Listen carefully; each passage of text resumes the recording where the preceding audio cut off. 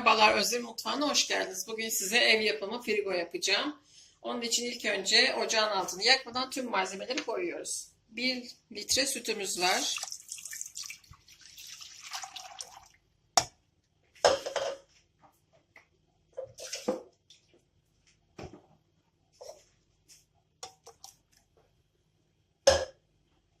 İki yemek kaşığı un. 3 yemek kaşığı buğday nişastası.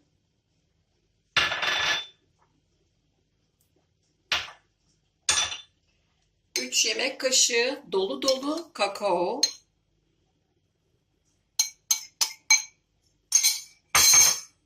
1,5 su bardağı toz şeker. Her zamanki bardak ölçüm. 1,5 su bardağı toz şeker koyuyoruz.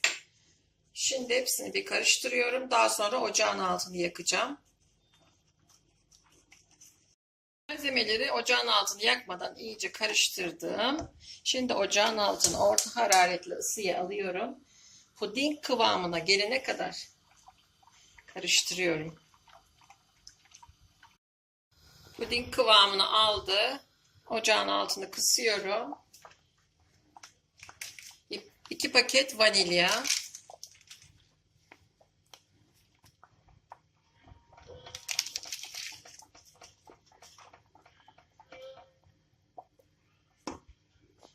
Ve 2 yemek kaşığı tereyağı ekleyeceğiz.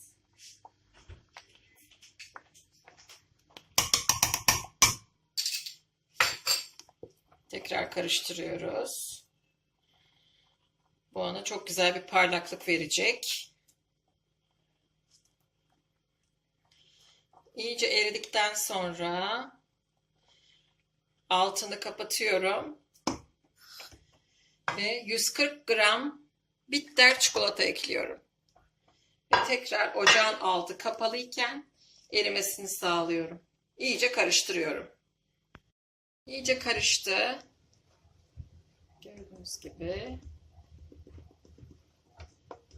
Daha sonra bir cam kaseyi iyice ıslatıyorum, süzüyorum ve karışımımı döküyorum.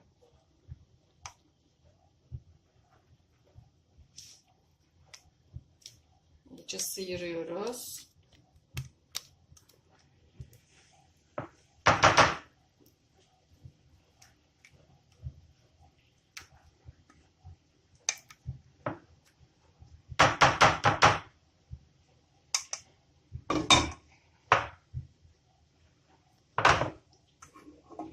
Şu kalanları da alıyorum.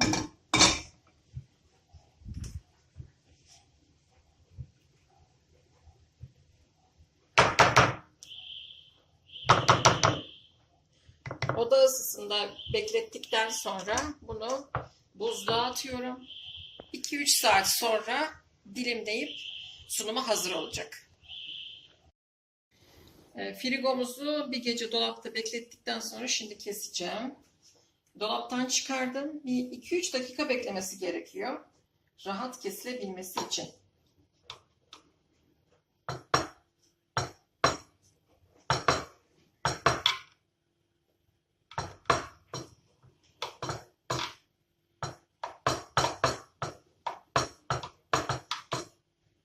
Hepsini yavaş yavaş kestikten sonra servise hazırlayacağım. Frigolarım servise hazır. Alüminyum folyoda da uçlarını sardım. Mutlaka denemenizi tavsiye ederim. Gayet güzel dondu. Çok lezzetli. Deneyenlere şimdiden afiyet olsun.